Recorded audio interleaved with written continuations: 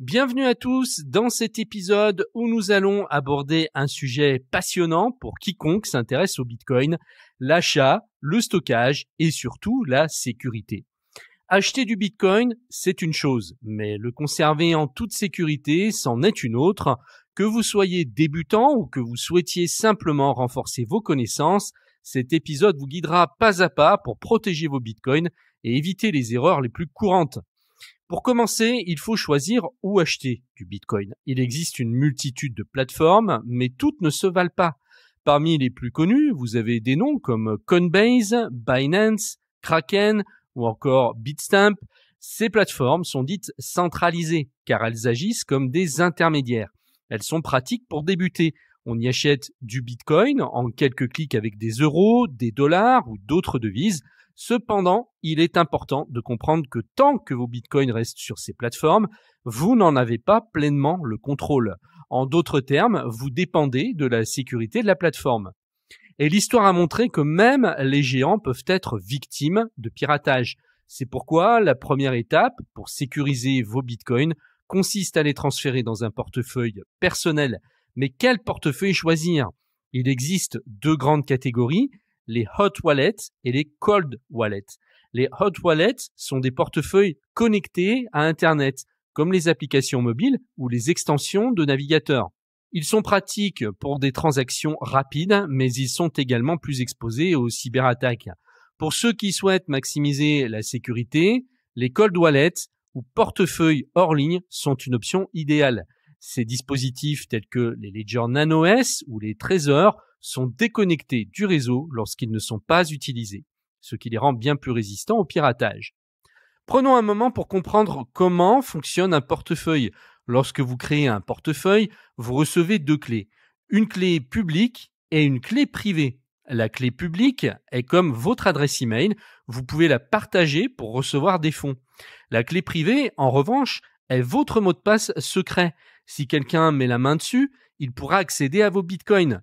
Ne la partagez jamais et assurez-vous de la stocker en lieu sûr. Cela peut paraître évident, mais de nombreuses pertes de fonds proviennent d'une mauvaise gestion des clés privées. En parlant de sécurité, il est essentiel d'évoquer la phrase de récupération ou ce qu'on appelle aussi la seed phrase. C'est une série de mots générés lors de la création de votre portefeuille. Cette phrase vous permet de restaurer vos bitcoins si votre appareil est perdu ou endommagée.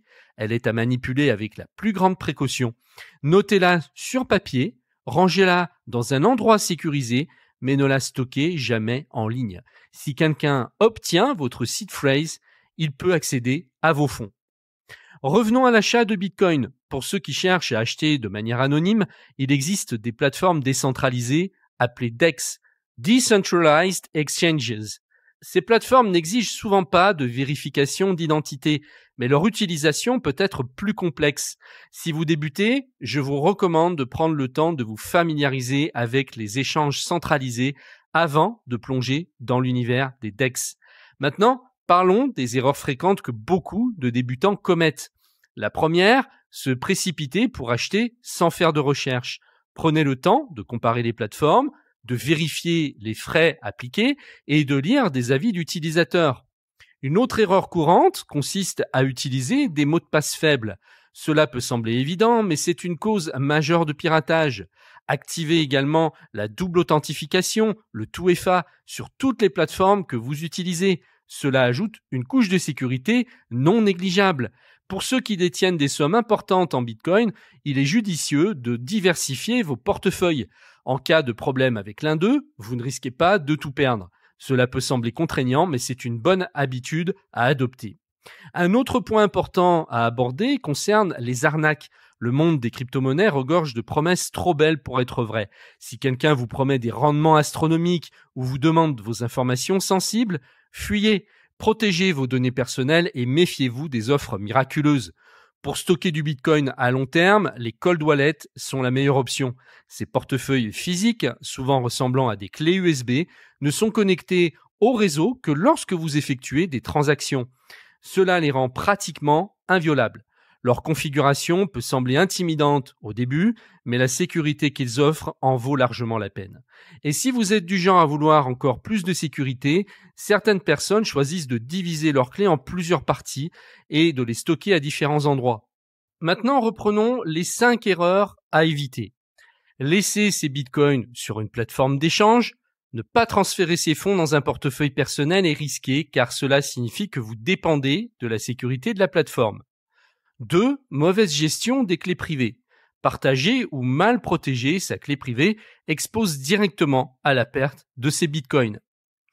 3. Stockage non sécurisé de la phrase de récupération. Garder sa seed phrase en ligne ou dans un endroit non sécurisé peut entraîner la perte de fonds. 4. Utilisation de mots de passe faibles ou réutilisés.